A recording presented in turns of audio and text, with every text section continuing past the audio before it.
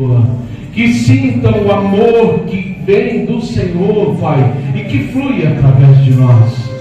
Que haja harmonia, que haja unidade, que haja união, Pai, nas nossas casas.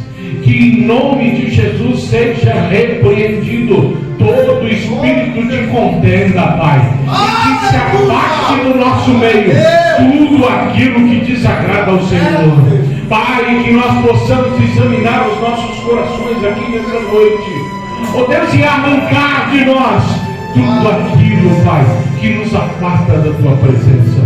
É em nome de Jesus Cristo que eu peço ao Senhor, fala conosco, Pai, nesta noite. Fala conosco de uma maneira, Pai, tal que nós possamos nos derramar diante do Teu altar nesta noite e sairmos daqui cheios e repletos do Espírito Santo do Senhor. Em nome de Jesus Cristo, Pai, nós abençoamos o nosso lar para a Tua glória. Amém. E graças a Deus. 1 Reis, capítulo de número 18, verso 30 ao 39, diz assim: Então Elias disse a todo o povo: Chegai-vos a mim. E todo o povo se chegou a ele. Elias restaurou o altar do Senhor que estava em ruínas. Tomou 12 pedras, segundo o número das tribos dos filhos de Jacó, a qual viera a palavra do Senhor, dizendo: Israel será o teu nome. Com aquelas pedras edificou o altar em nome do Senhor. Depois fez um rego ao redor do altar tão grande, como para semear 2 medidas de semente. Então armou a lenha, dividiu o novilho em pedaços, pô-lo sobre a lenha, e disse: Enchei de água 4 cântaros e derramai-a sobre o holocausto e sobre a lenha.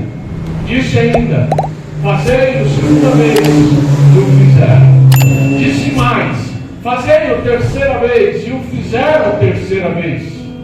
De maneira que a água corria ao redor do altar. Ele encheu também de água o rego.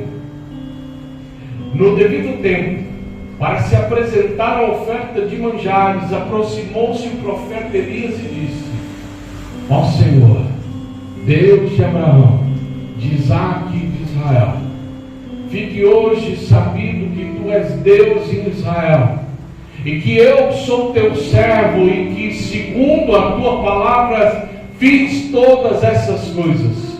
Responde-me, Senhor, responde-me, para que este povo saiba que Tu, Senhor, és Deus, e que a Ti fizeste retroceder o coração deles. Então caiu o fogo do Senhor e consumiu o holocausto, e a lenha, e as pedras, e a terra, e ainda lambeu a água que estava no rego. O que vendo todo o povo caiu de rosto em terra e disse: Ó Senhor, o Senhor é Deus, o Senhor é Deus. Podem se sentar, meus amados.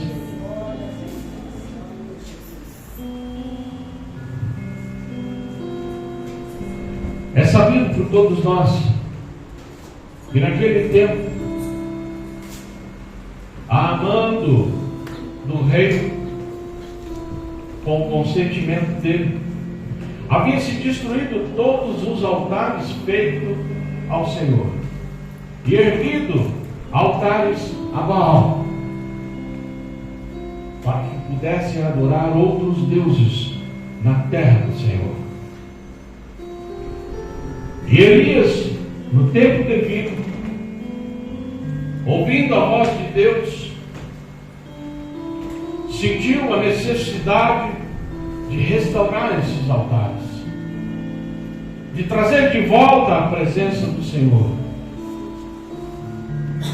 Hoje é um dia muito bom de estar na casa de Deus, um dia de nós refletirmos sobre as coisas que nos têm desafiado. Nós vivemos nos tempos desafiadores, tempos ruins para aqueles que querem adorar a Deus verdadeiramente, porque os prazeres são muitos que se lançam sobre nós. Todos os dias surgem coisas novas para nos fazer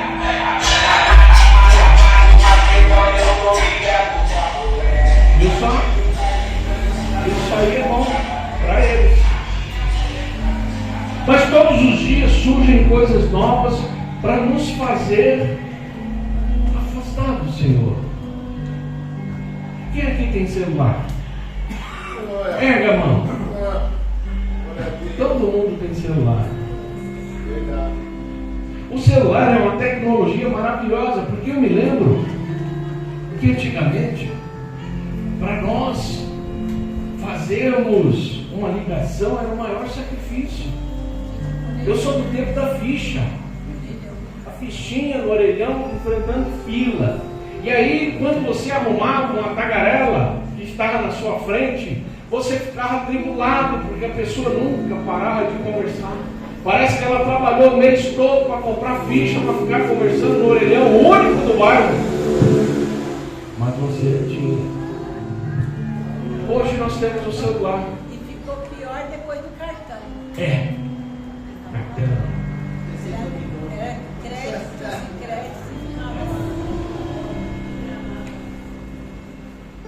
A tecnologia é boa, mas ela nos afasta de Deus. O ser humano, em média, o ser humano normal, ele fica 2 horas no celular por dia. E aí a pergunta que eu sempre faço, e eu me vigio para isso: eu não gosto de telefone. Em casa eu deixo ele num canto, porque houve um tempo também que eu me distraía muito com isso. Quanto tempo você dá para Deus? E quanto tempo você fica no telefone? Porque você fala assim: nossa, mas eu não tenho tempo de orar, eu não tenho tempo de ler a Bíblia, eu não tenho tempo de nada. Mas tem tempo de ficar 2 horas no celular. Aleluia! Então, isso não é desculpa. A tecnologia é boa, mas para aproximar aqueles que estão longe. Mas a tecnologia veio para afastar aqueles que estão perto. Porque às vezes dentro da nossa casa a gente fica no celular conversando com os outros, mas não é capaz de sentar com a esposa, com os filhos, com os amigos, com os irmãos e conversar. Por quê? Porque se arrumou uma arma que destruísse os altares do Senhor.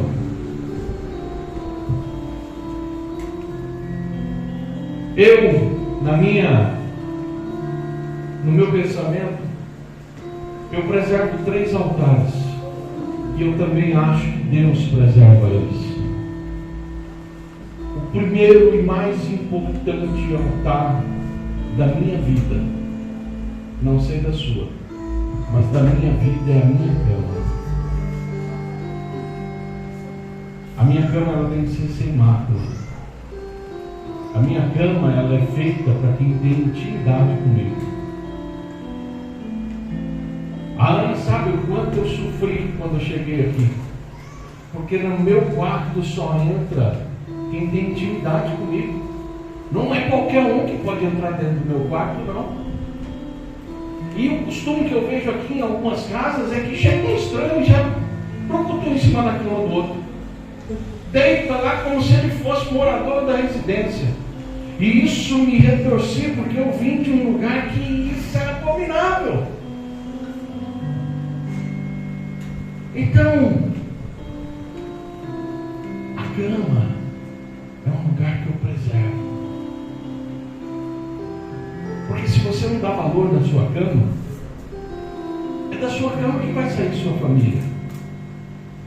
A maior instituição já criada por Deus, família, sai do nosso leito. E a maioria das pessoas não dão valor nesse altar. Tratam ele de qualquer jeito. Acham que qualquer um pode pisar nele. E não é qualquer um que pode pisar nesse altar. Porque ele é sagrado. Se não é sagrado, deveria ser. Se não é consagrado a Deus, deveria ser. E as coisas consagradas a Deus não podem ser divididas com quem não conhece Deus. Não pode ser dividida com aqueles que se afastam de Deus. O segundo altar, não mais nem menos importante, mas do mesmo nível, é a mesa da nossa casa. A mesa da nossa casa tem uma espiritualidade que você jamais vai entender. Quando foi que você sentou com a tua família, deixando o celular de lado e comeu, abençoando aquele alimento, olhando na cara do seu cônjuge, dos seus filhos, dos moradores da sua casa e perguntando: como foi o seu dia?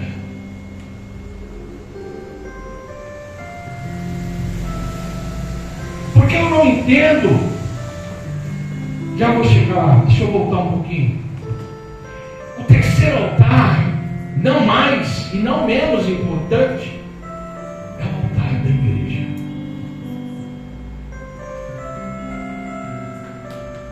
O altar da igreja está belo. A madeira laminada, pastor, coisa aqui, apesar de ter um salto alto que às vezes fura, mas é normal. Mas é bonito, todo florido. E aí a pergunta que eu faço é: o altar do Senhor, quando Elias ouviu a voz de Deus, era só aquele altar que tinha que ser restaurado? Ou todos os altares que pertenciam ao Senhor? Por que do Monte Carmelo? É lógico, lá era onde os profetas de Baal iam adorar a Baal. Mas ele não era mais importante do que o altar perto da minha vila, não. Nenhum altar é mais importante do que o outro. E todos eles têm que estar consagrados e belos para o Senhor. Tem gente que eu não sei o que eles pensam, porque o da igreja tem que estar belo, mas o da minha casa está destruído. Na minha casa não tem altar no meu leito. Na minha casa não tem altar na minha mesa. Mas o da igreja, eu sapateio e sinto a presença de Deus. Como pode eu sentir a presença de Deus no altar da igreja, sendo que o altar da minha casa está destruído, arruinado, sem nenhuma comunhão, sem nenhuma união? Quando foi que vocês tentaram restaurar esses altares?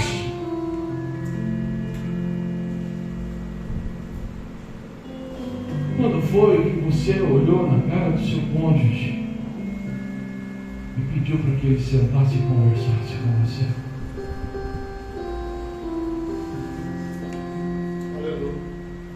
Já falei aqui uma vez: hipocrisia. Tem gente que se ofende quando chama de hipócrita. Ah, você é hipócrita. Eu vou meter a mão na fuça dele. Está me chamando de hipócrita. Hipócrita nada mais é do que um artista. No tempo grego, os artistas eram chamados de hipócritas, porque eles sabiam disfarçar todas as coisas. E é igual nós. Às vezes o nosso lar está destruído, mas a gente vem para a igreja disfarçado, adornado com a roupa bela, sapateando e segura que a mala cai.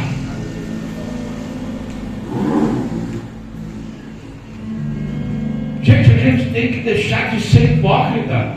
Se o altar da nossa casa está destruído, o da igreja, espiritualmente falando, também está. Para mim, não adianta eu vir aqui fingir que eu sou um crente espiritual se lá em casa as coisas estão más.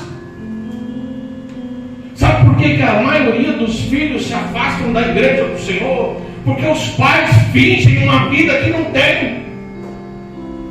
Chega na igreja, é aquela família bela, bonita, bem trajada, falando calmamente. E em casa é totalmente o contrário. É cada um para um canto. Mal conversam, mal se olham. À noite, se um esbarra no outro no leito, diz assim: aposta que está calor. Sai perto de mim. Estou suando demais. Só que no tempo de mocidade, nos beijinhos, podia estar o calor desgraçado que fosse. Toda hora estava agarrado, entrelaçado, bebendo a saliva um do outro. Não adianta ter nojo, não. É me falar que você nunca tomou um litro de saliva do seu cônjuge. Tomou. Mas era antigamente, né? Antigamente minha resistência, o meu metabolismo, né? Metabolizava até a saliva daquela cascavel ou daquele surucucu. Hoje eu não aguento mais o veneno daquela coisa.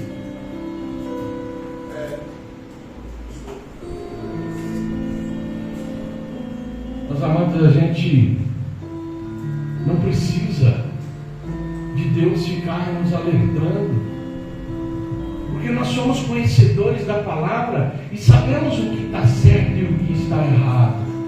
O que a gente tem que fazer é parar de disfarçar e chegar diante do Senhor com humildade e dizer: Senhor, eu preciso da ação do Senhor na minha vida. Glória a Deus. Eu preciso que o Senhor haja no meu leito, na minha mesa, no meio da minha família, no meio do meu casamento. Porque eu não quero mais o meu altar em ruínas. Eu quero ele restaurado para o Senhor. Eu quero poder chegar na igreja e verdadeiramente falar para o Senhor que eu e a minha casa servimos a Ti. Mas como posso eu falar se eu não dou exemplo? Ana Paula levou 5 anos para se converter. Vocês acham que foi fácil? Não foi. Mas pergunta para ela que dia que eu fui um crente chato, que impus as coisas, que falei que você tem que ir na igreja, que você tem que ler a Bíblia, que você tem que fazer aquilo. Não, quem faz essas coisas é o Espírito Santo, não sou eu. A minha função é orar por aquele que eu quero que se converta.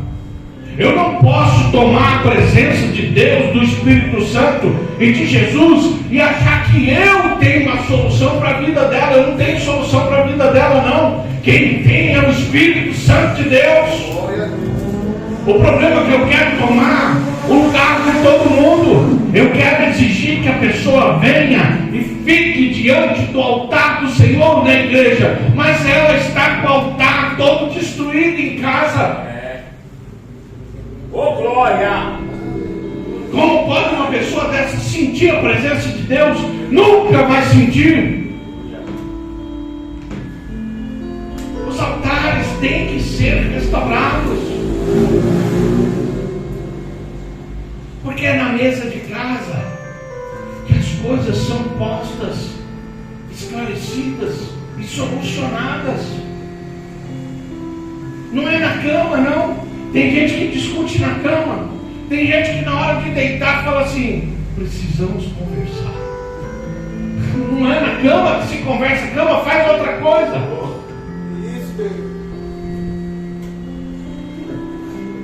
Senta, conversa, esclarece, resolve. Aí vai para a cama e fala assim: hoje eu quero sua saliva.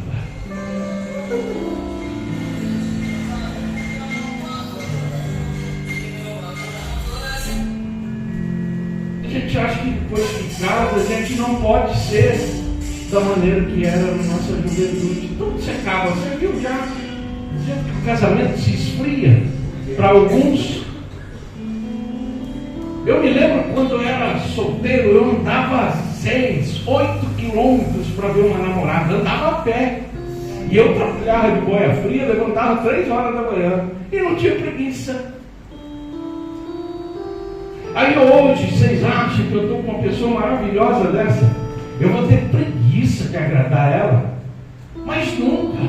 Porque eu sei que a mulher é igual um fogão a lenha. Quem aqui já cozinhou em fogão a lenha?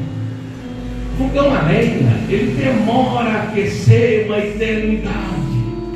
Ele põe a lenha, assopra, abana, o fogo pega e a água não ferve, porque ele ainda está frio. Mulher é igual ao fogão a lenha. Você tem que começar a agradar de manhã.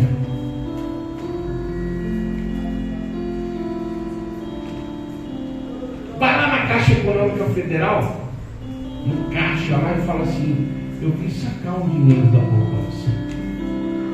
Se você não tiver saldo, você saca? Como é que você quer carinho da sua esposa se você não deposita? Não tem saldo. Toda vez que você chega, está lá escrito: saldo insuficiente. Saldo negativo. Não tem. Afasta-se de mim. Em contrapartida, a mulher, sabendo que o homem não é fogão a lenha, ele é micro-ondas, tocou o dedo, ele está pá, 1 minuto está quente, ela acha que não tem que depositar dinheiro na poupança também.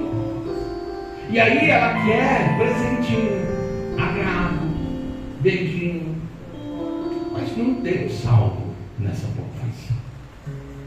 E aí as discussões sempre vão surgindo. Sempre vai haver discussão. E não adianta, o casal, eles são as pilastras que sustentam uma casa. Se o altar cama não está bem, o altar mesa também não está. Os altares precisam ser restaurados, para que o Espírito Santo de Deus consiga fluir na nossa vida, no nosso lar, na nossa família. 1 Timóteo capítulo 5, versículo 8.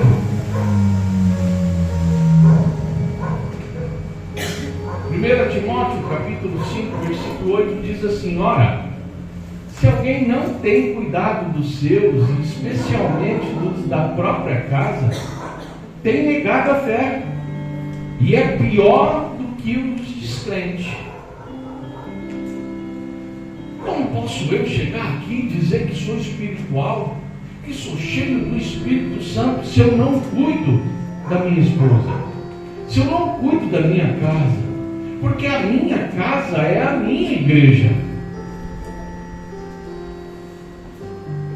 Não adianta essa aqui estar bela, não, se a minha igreja não estiver.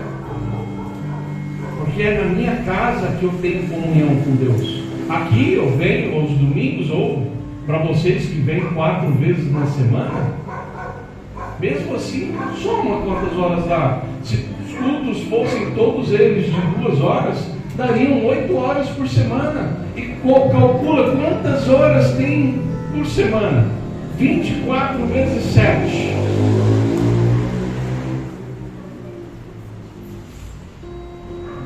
Então, é uma soma irrisória, porque você achar que vir aqui 2 horas, 4 vezes por semana, vai fazer alguma diferença na tua vida se o altar da tua casa está todo destruído. Não vai. Os altares, eles têm que existir para que a presença de Deus também seja real. Se eu não cuido da minha esposa, não cuido dos altares, eu, sacerdote do lar, mas se o cônjuge é o sacerdote e ele não veio ainda para a presença de Deus, Quem assume esse papel é a mulher. Porque todos nós, quando aceitamos Jesus, fomos instituídos e carimbados em nós como sacerdócio real. Vocês têm a obrigação de restaurar esse altar da casa de vocês. Porque se eu fosse um crente chato, a Ana não estaria do jeito que está hoje, mais crente do que eu. E às vezes me chama a atenção, me colocando no lugar do crente. Isso é ruim? Não. Isso me dá prazer, me dá orgulho de ver que valeu a pena. Todas as vezes que Deus veio no meu coração e disse assim: não desiste, ela é uma pedra preciosa para mim. E hoje eu vejo ela se esforçando, estudando, louvando, dirigindo o culto. Isso é satisfatório demais. Aleluia! Mas eu tive que orar, eu tive que jejuar, eu tive que me calar, eu tive que ter sabedoria para que ela pudesse estar aqui hoje. O que nos falta é sabedoria para trazer as pessoas para a presença de Deus. Se Deus estiver conosco nesse negócio, tudo flui. Mas como Deus vai estar se os altares estão todos quebrados, todos destruídos? Não há paz, não há comunhão, não há união, não há nada. Nós temos que saber identificar quando um altar está em ruínas ou quando está começando a ruir. E não podemos fingir que nada está acontecendo. A gente tem que lembrar dessa história de Elias e de Paulo escrevendo a Timóteo, que nós devemos cuidar dos de casa. A gente quer cuidar de todo mundo, menos de casa. Tem alguma coisa errada. Porque não vem dizer que você ama mais os da rua do que os de casa. Se você ama mais os da rua, tem alguma coisa errada. Alguma coisa está acontecendo que está errado. Para se erguer um altar novamente, tem que ter arrependimento. E é arrependimento se é solteiro, amém. Porque não vem os filhos acharem que é responsabilidade só dos pais, não. Os filhos também têm que manter esse altar de pé. Porque a cama deles também é sagrada. Porque a mesa que eles comem também é sagrada. E é lá que eles têm que ter comunhão e honrar pai e mãe. Honrar pai e mãe, vir aqui na igreja e dar uma de filhinho santinho, é fácil. É 2 horas só. E 22 horas que você fica igual um cavalo em casa, dando coisa para todo lado. Não ajuda. Acha que a mãe e o pai são empregados eternos da sua vida. Os dois saem para trabalhar, chega e ainda tem que fazer coisas para os mocinhos, porque eles são coitadinhos do meu filho. Com 7 anos de idade, minha mãe fazia eu passar pano na casa toda, esfregar o vaso com a mão, sem luva. Aleluia! Mas hoje não, hoje vai ficar traumatizado se lavar o vaso. Minha mãe tinha enceradeira, que era de vermelhão na casa, mas tinha um bendito escovão, não sei se vocês conhecem escovão, e ela punha eu para esfregar no escovão, na enceradeira não, a enceradeira era dela, o dia que ela queria usar, para deixar brilhando, era o escovão, com feltro nele. Primeiro punha bombril, que eu não sei o que era bombril, mas punha, tinha uns bombril lá. É palha de aço? Para mim era bombril, eu tinha 7 anos. Aí depois você fazia aquele sarapatel todo, aí vinha o feltro. Agora você vai dar brilho. Eu já estava morto. Dá brilho, 7 anos de idade. Morri, não morri. Comecei a trabalhar, eu tinha 10 anos. 9 anos eu vendia gelinho na rua. Eu queria dinheiro, eles não queriam me dar, aí compraram o isopor, saquinho de gelinho e o quissuco. Sabe aquele jarrão? Quissuco. Fizeram o gelinho para mim? Vai aprender a fazer. Você quer dinheiro? Faz. Hoje não pode. Os filhos acham que eu acordo meio-dia. Esse dia eu ouvi quem foi que falou para mim. Aí meu filho acorda meio-dia, cansado, foi para a escola. Fiquei cansado. Aonde? Vai em casa. Até meio-dia está cansado fica deitado. Só pode. Para se erguer um altar na família tem que ter arrependimento. Tem que haver consagração novamente. Porque esses altares têm que ser restaurados. O altar do respeito.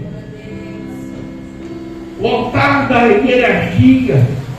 Meus pais mandam em mim, e não o contrário.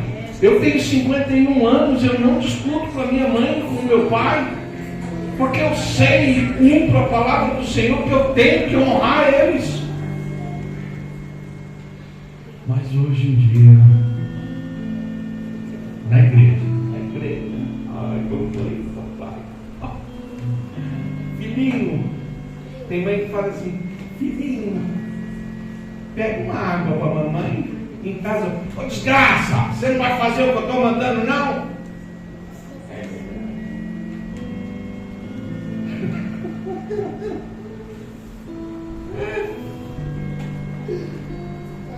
É difícil.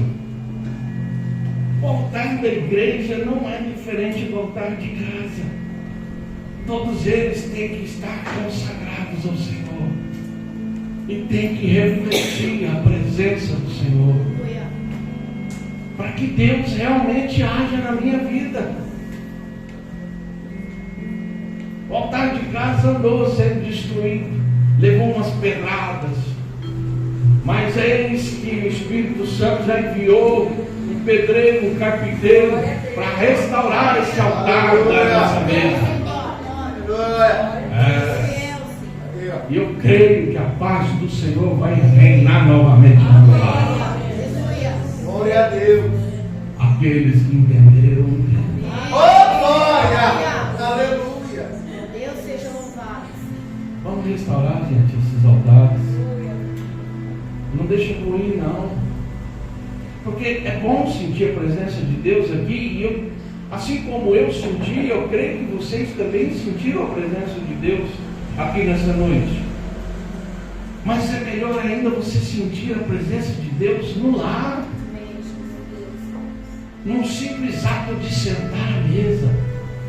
Ou de deitar no leito e você sentir a presença de Deus ali. É tão bom. Porque Jesus disse que Ele estará conosco todos os dias. Todos os dias. Não é só na igreja. Não é só na rua. Não, é em casa. Se você não sente a presença de Deus em casa, analisa as circunstâncias. Vê os altares que estão ruídos e urgentemente restaura esses altares. Ora pela pessoa que precisa se converter. Ora por aquele que se afastou. Jejua por aquele que se afastou. Pastor, mas eu não consigo ficar muito tempo sem comer. Não fica sem comer. Tira uma coisa que te causa peso. Se você gosta muito de café, fica um tempo sem tomar café, não vai te matar. Mas prova para Deus que isso é mais importante. Que a alma vale muito mais do que o vício nosso. Café é bom. Mas ganhar uma alma é melhor ainda.